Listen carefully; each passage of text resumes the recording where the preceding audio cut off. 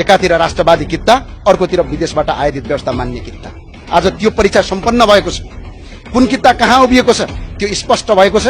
नेपाली जनताले देखेका छन्, आज सिंह संसारले देखेको छ राष्ट्रवादी कित्ता कहाँ छ र विदेशबाट आयातित व्यवस्था मान्ने कित्ता कहाँ छ। तपाईहरुलाई कतै रापरपाले उपसभामुख जित्यो भने, संवैधानिक परिषदको सदस्य बन्यो भने राष्ट्र संस्था पुनर्स्थापनाको बहसलाई एक फुटकिलो अगाडि बढ्नेछ भन्ने डर रहेछ। प्रदेश संरचना खारेज गर्ने अभियानमा एक कदम चाल्नेछ भन्ने चिन्ता रहेछ।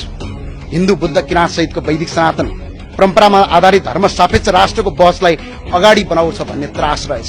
सायद तपाईहरुलाई लागेछ हामी तपाईहरुकै ड्राइभर सिटमा बसेर मुलुकलाई राष्ट्रवादी दिशातर्फ अघि बढाउँछन् कि भन्ने डर र तपाईहरुकै मुटुभित्र बसेर आयातित विदेशीहरूले ल्याएको आयातित व्यवस्थाको धड्कन बन्द गरिदिन्छौ भन्ने त्रास रहेछ। तर आज यस संसदको रोस्टरमा म स्पष्ट भन्न चाहन्छु, यो काम हामी तपाईहरुसँग मिलेर पनि गर्न सक्थ्यौं र गर्थ्यौं पनि। हामी पद पाए भन्दैमा पछि हट्ने थिएनौं।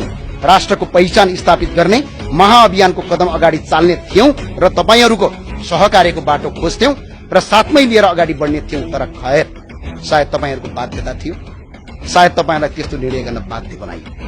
हामीले त्यो अवस्थालाई बुझ्छौं।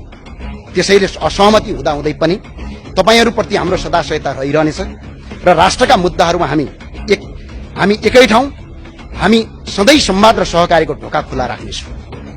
आज तपाईहरुसँग बहुमत छ, संसदको संख्या तपाईहरुको पक्षमा छ, कुर्सीहरू भरिएका छन्। हाम्रा कुरा अहिले तपाईहरुलाई सामान्य र हास्यपदक लाग्न सक्छ, तर समय बलवान हुन्छ। त्यो दिन आउनेछ जब यही शब्दहरू सत्य साबित हुनेछ। सम्माननीय सभामुख महोदय, एउटा कथन थियो, युद्ध र प्रेममा सबै कुरा जायज हुन्छ भने जस्तै राजनीतिमा आश्वासन र धोका पनि जायज हुँदो रहेछ भन्ने कठोर यथार्थ बुझ्दैछु। युद्ध र प्रेममा सबै कुरा जायज हुन्छन् भने जस्तै राजनीतिमा आश्वासन र धोका पनि जायज हुँदो रहेछ भन्ने कठोर यथार्थ बुझ्दैछु। अब बोलीभन्दा बढी संकेत बुझ्नुपर्ने कुरा सिक्दैछु, किनकि बोलीको कुनै भर हुँदो रहेनछ।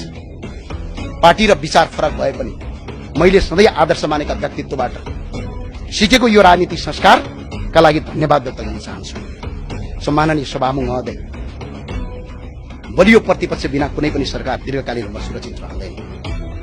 प्रतिपक्ष बिनाको सरकार त्यति राम्रो हुँदैन। प्रतिपक्ष बिनाको कुनै पनि सरकार दीर्घकालीन रूपमा सुरक्षित रहँदैन। बलियो प्रतिपक्ष नै प्रजातन्त्रको सुन्दरता हो।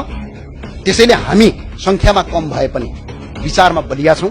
हामीले यो संसदको बलियो प्रतिपक्षको भूमिका खेल्नेछौं र प्रतिपक्षमा रहन्छौं पनि। प्रजातन्त्रलाई फुल्ल र फुलाउन, अझै सुन्दर बनाउन अहम भूमिका खेल्नेछौं। प्रतिपक्ष बिनाको सरकार नुन बिनाको तरकारी जस्तो